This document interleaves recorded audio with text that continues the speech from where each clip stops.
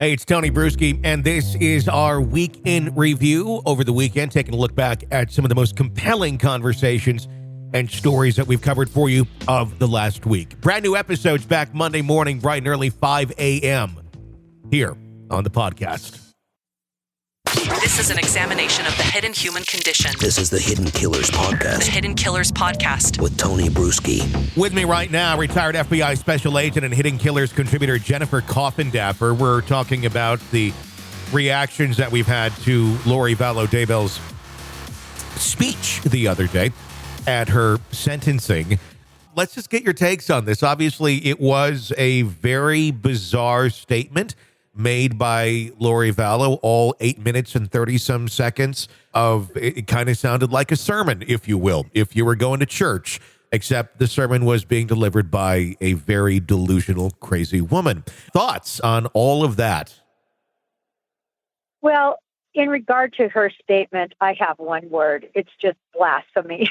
Yeah. It's so hard for me to listen to somebody take supposedly biblical words and phrases and what God thinks and turn it into really an excuse for murder. And I've said that from the beginning. This woman essentially used or tried to use God and religion, her evil motives. And I just really never bought into it. And I think she just kept the party line even through sentencing. Very much so. This is one where chicken before the egg at the beginning. Do you think she was using it nefariously in a way of, well, if I say this, people will accept me more and use it truly in a manipulative way versus today where we witnessed that statement? And it to me, it feels like she believed every single thing she said. It didn't come across to me as I'm giving you all some sort of excuse. It was spooky.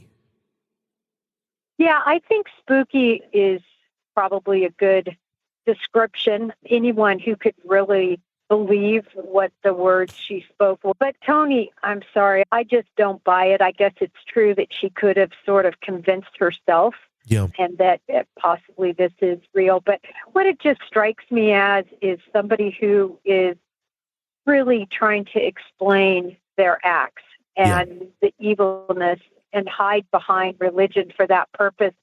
And perhaps she does truly believe her own words at this point, perhaps. Yeah. But I think it's just very simple way for somebody when they're making their own rules on their conduct and for her to really just change really what religion actually says and morph it into explaining and backing your own killing, not only intentions, but her actions. I don't know, Tony. I know what you're saying, but I just still don't buy it. Yeah, she's an interesting study on how far did her brain really go. And I don't think any of us will ever truly know the answer to that. What do you think it was like for the individuals in that courtroom that were seeking some sort of recognition, if you will, of the crimes themselves? I think a lot of people went into there hoping maybe that she would recognize the depravity of what she engaged in, or in some way, shape, or form make some sort of a realization. I don't think that happened at all, though, for those that were seeking out her to recognize and realize the gravity of what she did. No, I agree with you. And when I noticed as the statements were being given, the victim statements, and it was just, oh my gosh, it was so hard to hear from the standpoint of it was so sad and so moving. And to watch her, when I saw her reaction, which was basically stoic, no reaction, staring away, I could tell that she wasn't moved by anything. Like I said, the only dry eye in the house was hers. Yeah. And that kind of was I think, predicted what her statement was going to be. I think she was just sitting there going through the imaginations of her statement in her mind. I don't even know that she heard one word being spoken.